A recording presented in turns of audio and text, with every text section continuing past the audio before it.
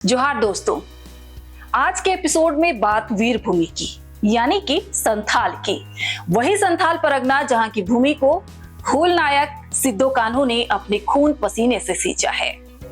यहाँ की राजनीति भी जंगल, पहाड़, पठार के दुर्गम रास्तों से होकर गुजरती है, जो कई मायनों में टफ है। संथाल को समझने वाले और संथाल को कवर करने वाले जो विशेषज्ञ हैं वो कहते हैं कि झारखंड का जो राजनीति का केंद्र है वो संथाल में ही टिका हुआ होता है।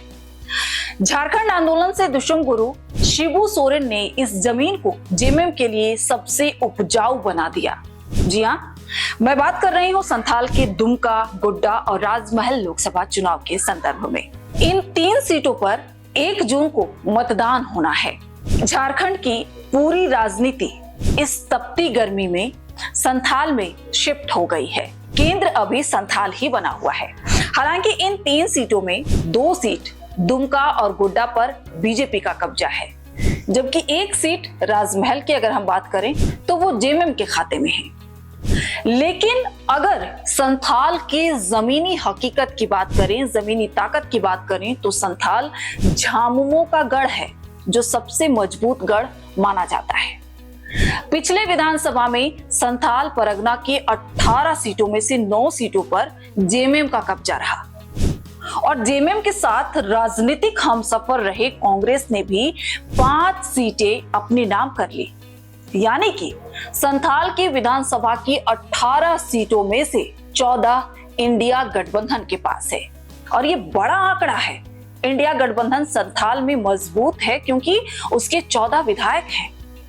4 सीटों पर सिमटी बीजेपी लोकसभा चुनाव में 2 सीट पर सीधे जेएमएम से टकरा रही है और 1 सीट पर कांग्रेस से मुकाबला है। थोड़ी अगर हम बात राजनीतिक परिस्थिति पर कर ले तो संथाल के राजनीतिक आबो हवा को समझ पाएंगे, राजनीतिक आबो हवा का पता भी चलेगा। सबसे पहले अगर हम बात करें दुमका सीट की, दुमका सीट अभी हॉट सीट बना हुआ है। इस सीट पर सोरेन परिवार की 2 बहुओं के बीच लड़ाई है। शिबू सोरेन की बड़ी बहू सीता सोरेन बीजेपी से उम्मीदवार हैं, तो जेएमएम से नलिन सोरेन मुकाबला कर रहे हैं।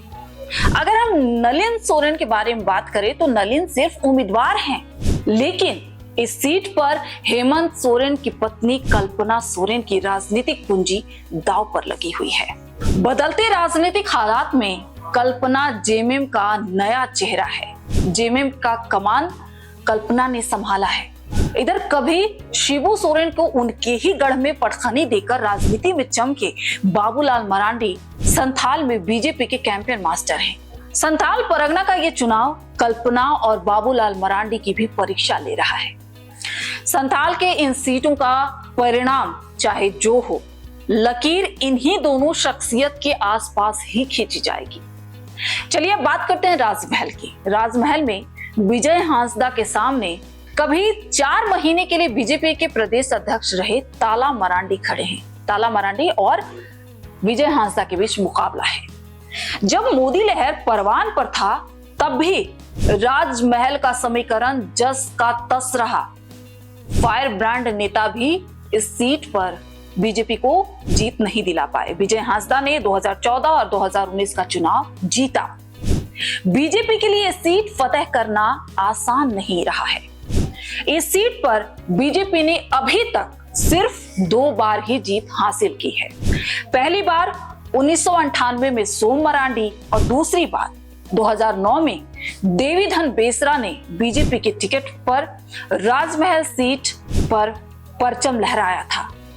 इस बार इस सीट पर कुछ खेल चुनावी मैदान में नजर आ रहा है, तो वहीं सियासी शतरंज की कुछ गोटियां पर्दे के पीछे भी चली जा रही हैं। इस सीट पर जेएमएम से नाराज उनके ही विधायक लोबिन हेम्ब्रम चुनाव लड़ रहे हैं, जबकि लोबिन हेम्ब्रम जेएमएम के विरोधा नेता माने जाते थे। वो अब निर्दलीय चुनाव लड़ रहे हैं, तो समीकरण यहाँ देखने वाली होगी। बीजेपी के रणनीतिकार इस सीट को त्रिकोणीय मुकाबले में फंसाकर जीतने की रणनीति बना रहे हैं। और अब बात संथाल के तीसरे यानी कि सबसे हाई प्रोफाइल सीट गोड्डा की।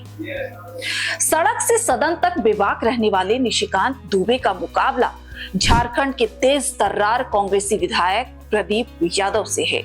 दोनों ही गोड्डा को हांकने के लिए मशक्कत कर रहे हैं। इस सीट पर मुकाबला बड़ा ही रोचक है। पिछली 2 चुनाव से प्रदीप यादव काफी जोर लगा रहे हैं, लेकिन हवा का रुख बदल नहीं पा रहे हैं। इस बार हेमंत है तो हिम्मत है का नारा देने वाली कल्पना सोरेन और उनकी पूरी टीम ने गोड्डा में प्रदीप यादव को जिताने के लिए अपनी ताकत झोंक दी है। संथाल परगना की ये तीनों सीट आर पार की लड़ाई में फंसी है, लेकिन इस सीट से हार और जीत 2 बड़े चेहरों यानी कि बाबूलाल मरांडी और कल्पना सोरेन की राजनीतिक तकदीर भी लिखेगा। इंतजार 4 जून का है, किसकी किस्मत किसका साथ देती है। तो ये था मेरी नजर में संथाल का समीकरण। अगर आपको ये मेरा विश्लेषण तथ्यपूर्ण लगा, पसंद आया, तो मेरे चैनल को सब्सक्राइब करें, शेयर करें, लाइक करें, लोगों के साथ शेयर करें, ताकि हमें मजबूती मिले। आपका साथ हमें संबल प्रदान करेगा। हम मजबूत होंगे और हम मजबूत होंगे तो आपकी आवाज बुलंद कर पाएंगे। धन्यवाद।